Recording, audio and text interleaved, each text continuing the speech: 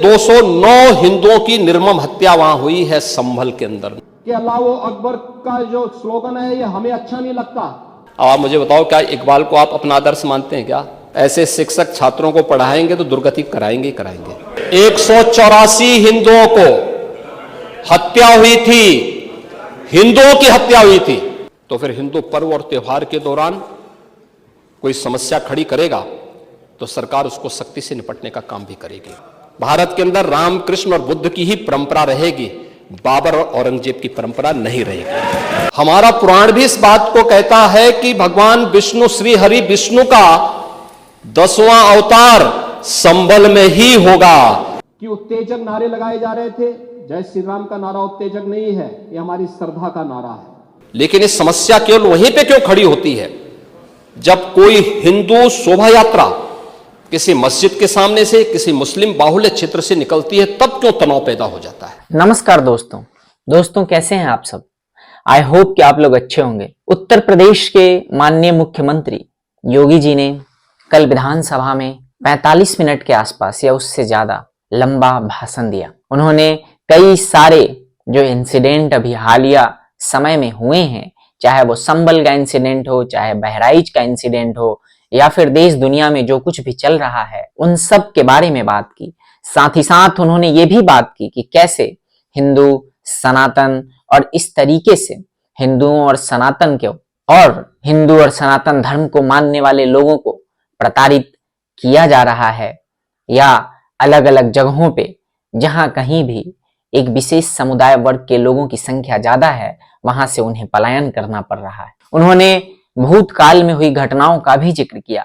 उन्होंने संभल के इंसिडेंट में 1978 में जो दंगा हुआ था उसका भी जिक्र किया, और उन्होंने और भी कई सारी चीजों के बारे में बात की। दोस्तों, तो आज का ये जो वीडियो है वो उन्हीं के द्वारा दिए गए भाषण के ऊपर बेस्ड है कि आखिर उन्होंने क्या क्या कहा और किस तरीके से उन्होंने ये जो फर्जी स्यूडो सेक्युलरिज्म और सेक्युलरिज्म के नाम पे तुष्टीकरण और अपीजमेंट की पॉलिटिक्स होती आई है, और नेता जो पॉलिटिकली करेक्ट होके अपनी बातों को जनता के समक्ष रखते हैं, उस ढर्रा या यूं उस सोच को भी उन्होंने कल तोड़ा है।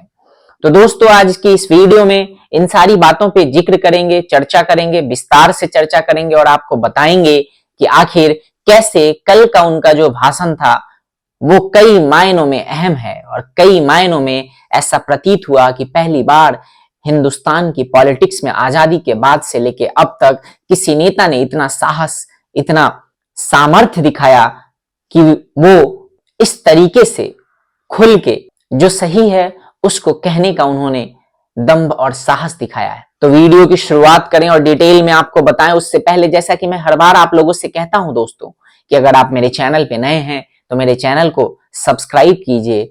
मेरे वीडियोस आपको पसंद आ रहे हैं तो इसे लाइक कीजिए और ज्यादा से ज्यादा लोगों के साथ शेयर कीजिए। साथ ही साथ कमेंट में अपनी राय भी बता सकते हैं। तो चलिए शुरू करते हैं। दोस्तों, सबसे पहले तो योगी जी ने जो भी भाषण दिया उसको 4-5 महत्वपूर्ण मुद्दों को उठाया है, उसके बारे में बात की है। तो उस भाषण का जो सारांश है दोस्तों वो ये है, और बल्कि ऐसा है कि उन्होंने साफ, सपाट और बिना लाग लपेट के जो उनको कहना था वो उन्होंने कहा। और ऐसा नहीं है कि उन्होंने मनगढ़ंत बातें की या कुछ ऐसा जो वाकई हकीकत में या वास्तविकता में ना हो रहा हो और उन्होंने अपने तरफ से जोड़ के कहा हो, बल्कि उन्होंने उन्हीं सारी बातों को कहा है जो कि ग्राउंड पे हो रहा है, जो इस देश में और देश के बाहर भी कई जगहों पे हो रहा है। उन सारे इंसिडेंट का उन्होंने जिक्र किया। साथ ही साथ दोस्तों, उन्होंने ये भी बताया कि कैसे भारतीय जनता पार्टी को वापस से अपने उसी ग्राउंड पे खेलना होगा जिस ग्राउंड पे खेलने के लिए भारतीय जनता पार्टी जानी जाती है। और विगत कुछ समय में जिस तरीके से भाजपा के कोर वोटरों के बीच जो नाराजगी है, जो लोकसभा में भी दिखाई पड़ी, उस नाराजगी को दूर करने का भी कह सकते हैं कि योगी जी के भाषणों से वो काफी हद तक दूर होगा।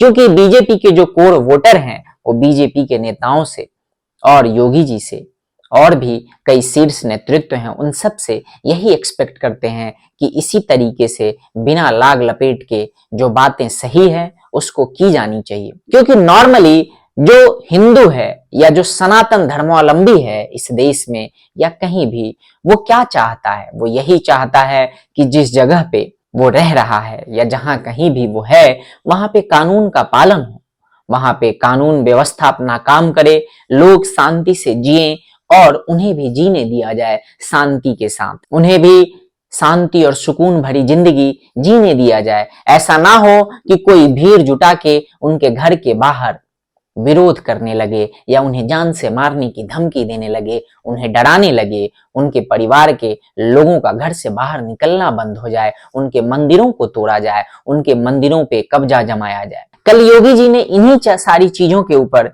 चर्चा की।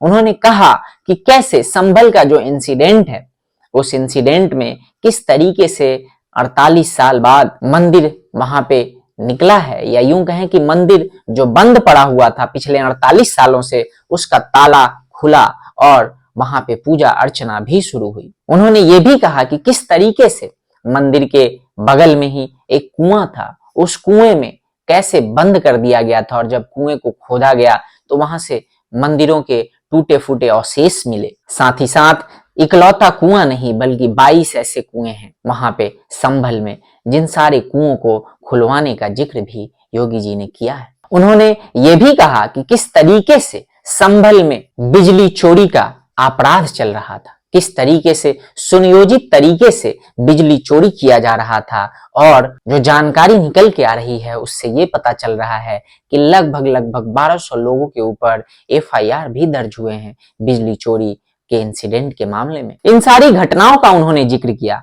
उन्होंने बहराइच की घटना का भी जिक्र किया। उन्होंने ये भी कहा कि बहराइच में जो हिंसा हुई या जो हिंसा भड़काने का प्रयास किया गया, वो भी तब जबकि वो जो जुलूस निकलता है वो परंपरागत जुलूस है। अगर योगी जी के द्वारा कहे गए इन बातों को समझें या समझने का प्रयास करें दोस्तों, तो उन्होंने डायरेक्टली या इनडायरेक्टली ये कहने का प्रयास किया है, ये हिंदुस्तान संविधान से चलता है और संविधान किसी को भी सड़क पे जुलूस निकालने का अधिकार देता है। जुलूस या यूं कहें कि शोभा यात्रा, जुलूस कहना सही नहीं होगा दोस्तों, शोभा यात्रा निकालने का अधिकार देता है, और वो तब जब कि कानून के द्वारा उसकी स्वीकृति मिल जाए, यानी कि पहले प्रशासन से स्वीकृति लेके कोई भी शोभा यात्रा निकाल सकता है। अगर कोई जय श्री राम का नारा लगाता है या हर हर महादेव का नारा लगाता है या राधे राधे का उद्घोष करता है, तो वो किसी भी तरीके से किसी के लिए भी आपत्तिजनक या भड़काऊ नहीं होना चाहिए,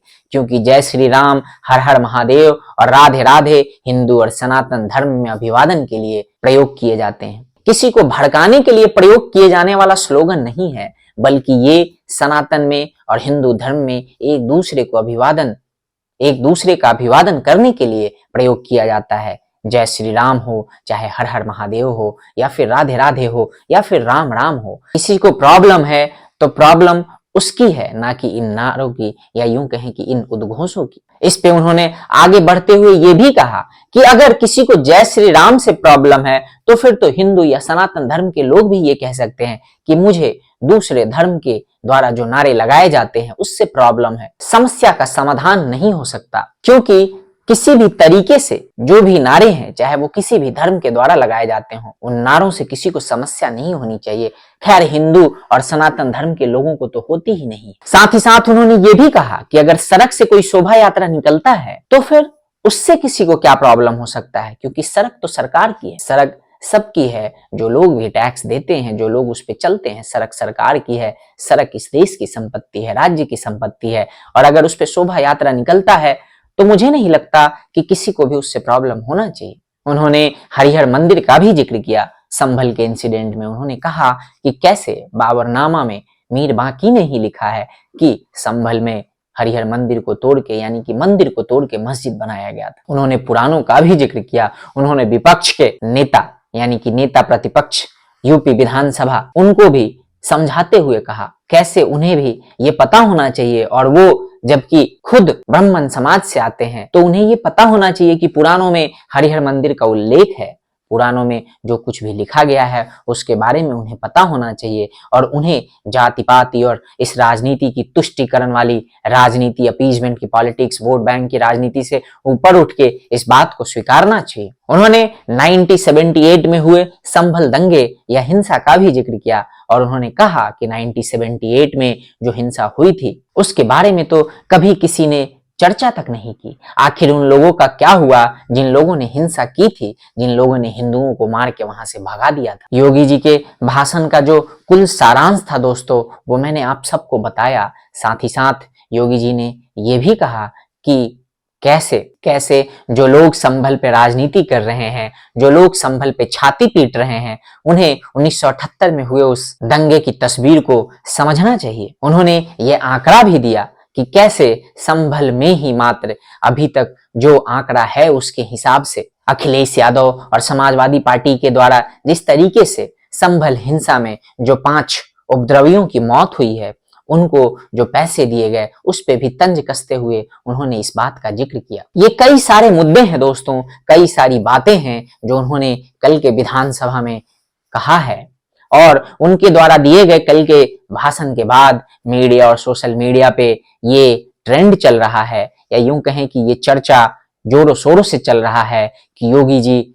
फायर मोड में आ चुके हैं। कल के अपने दिए भाषण में उन्होंने एक चीज स्पष्ट कर दिया और साथ ही साथ एक नए राजनीति के तरीके को, एक नए राजनीतिक नजरिए को भी उन्होंने जन्म दिया है, अगर आप मेरी पूछें तो। क्योंकि जितने सपाट, जितने बिना लाग लपेट के और जितने सशक्त शब्दों में उन्होंने कल कई सारी चीजों को उठाया है, वो वाकई आज से पहले इस आजाद भारत में किसी भी नेता के द्वारा ना तो कहा गया, ना कहने का साहस किया गया।